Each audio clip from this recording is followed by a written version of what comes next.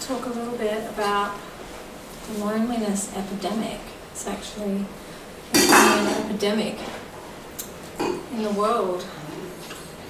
And I thought I'd read this from an article published by SBS. I thought this was really interesting. If you're incredibly lonely, the somewhat confronting news is that you're ironically not alone. Nearly half of Americans suffer feelings of isolation and sadness at least some, if not all of the time. The incredibly bleak news, however, is that the loneliness you may be experiencing will probably afflict you again in the future. To find out just how bad it is out there, researchers at the University of California, San Diego's School of Medicine, asked 340 people between the ages of 27 and 101 about feelings of isolation, and used a number of measures, including the well-established UCLA loneliness scale. They've even got a loneliness scale. Their findings, published in the International Psychogeriatrics, were so great. Basically, throughout their entire life, male and female adults experience between moderate and serious loneliness. But it's at its worst strongly during your late 20s, mid-50s, and late 80s. This is noteworthy because the participants in the study were not considered to be at high risk for moderate to severe loneliness.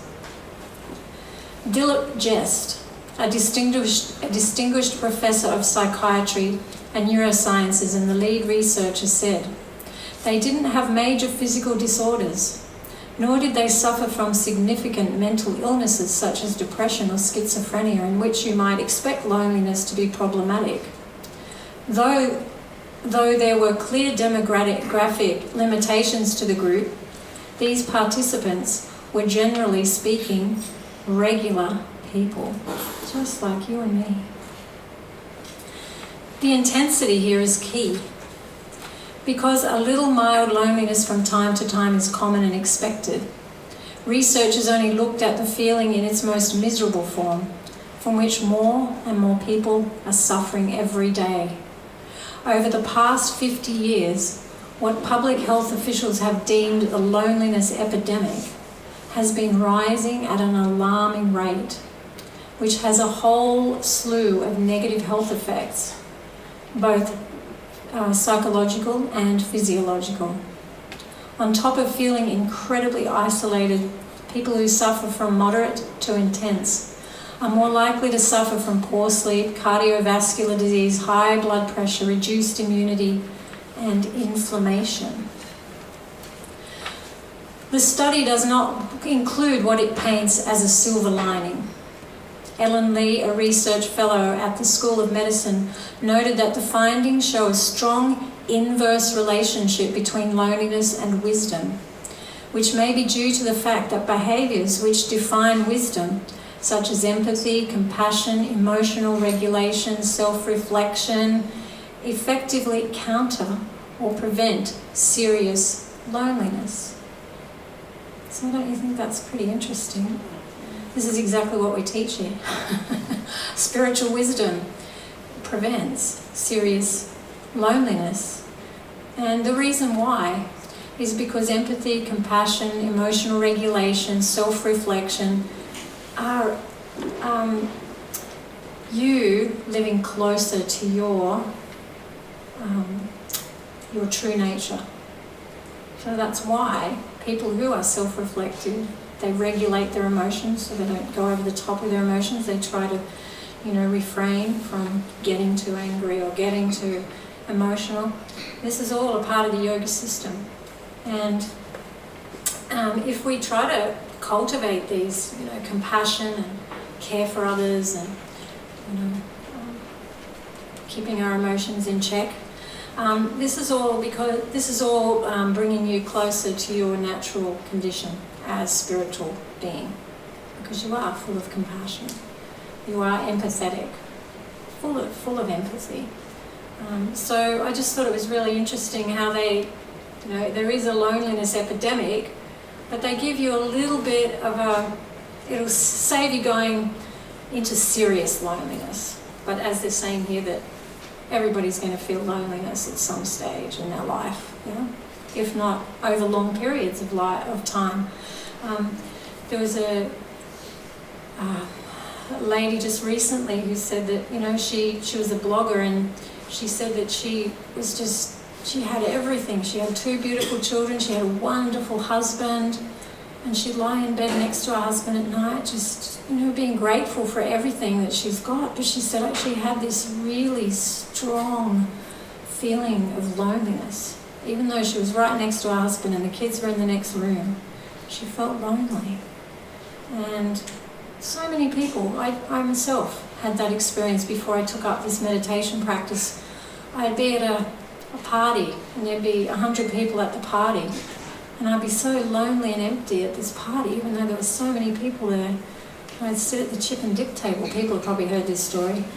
Champagne, chips and dips, champagne, tips and chips. I didn't know what to do to fill this loneliness, this void or this emptiness that I had inside. And, you know, often loneliness is really, it's an emptiness, yeah? It's an empty feeling of emptiness. And the reason why we feel this loneliness is because we're not living according to our true nature. Our true nature is actually when we are connected with our best friend, the Supreme Soul. When we have that connection, then we don't feel loneliness, you know, because that's our natural condition. But we've forgotten about this wonderful relationship that's there within our reach, to start to reignite or reawaken that union or that, you know, that connection. We need to reconnect with our best friend, with the Supreme Soul, and then you don't feel lonely. You'll be walking down the beach all by yourself, and people think, oh, what a poor lonely soul. No, they're not lonely.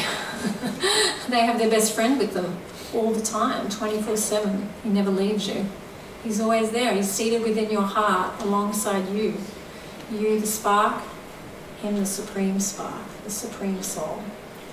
So I wanted to read this little verse from the Srimad Bhagavatam, where the Lord himself states, "Long ago, you knew me as your dear friend, but now you have forgotten me, trying to live separately from me and enjoy separately from me. But previously you knew me as your dear friend." So this friendship that we have with the Supreme is eternal. It's never not existed. It's been there forever. But this is like a chapter in our life. People think of our life as being from when we're born in this body to the death of this body, but that's just a tiny chapter. Our life is eternal. Never was there a time when we weren't existing. We're existing. We've been existing eternally. We'll be existing eternally. And so in this little chapter, when we're in these bodies, away from, you know, our true nature, away from that connection with our Supreme Friend, it's lonely because we're not living according to our true nature. So that friendship that we have with the Supreme Soul is there.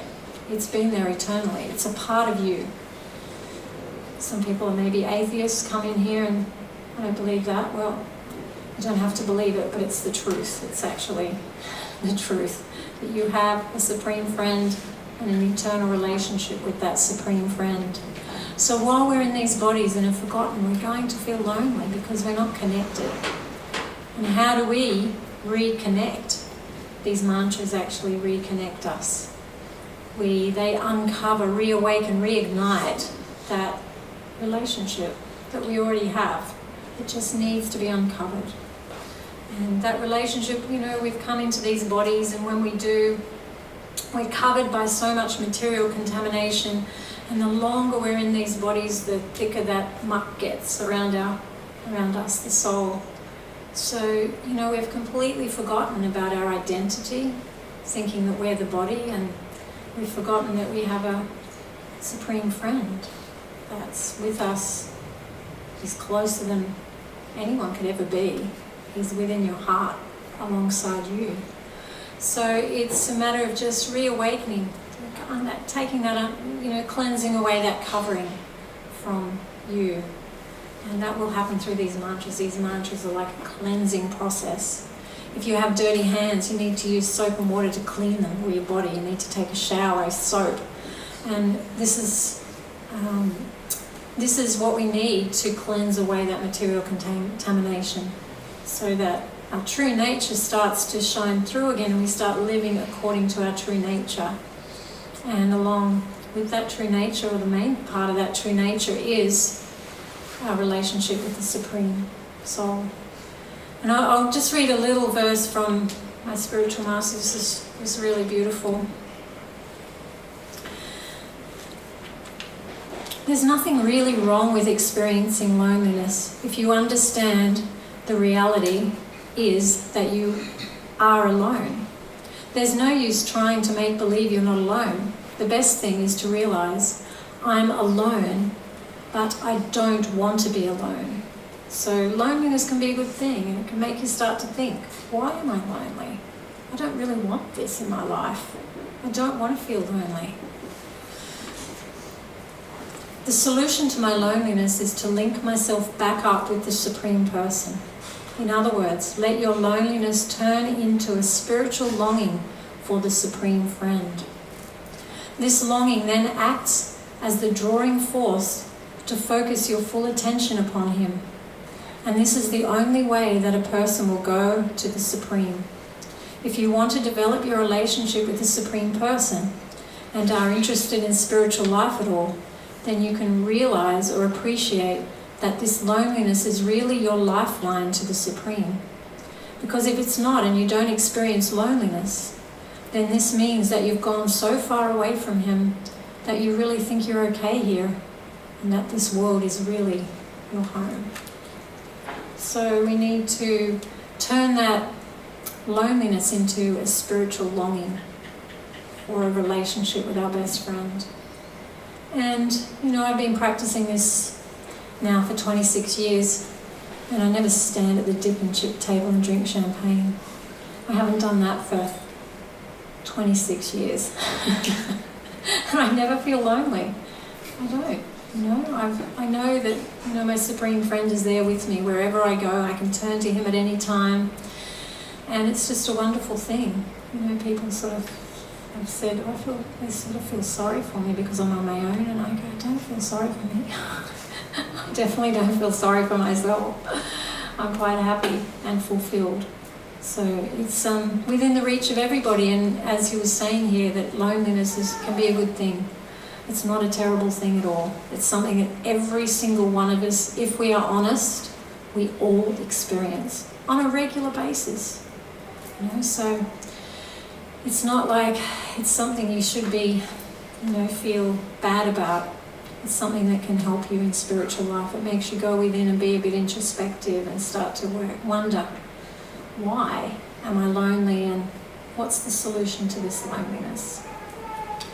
So I'm going to do some more kirtan now and get rid of that loneliness.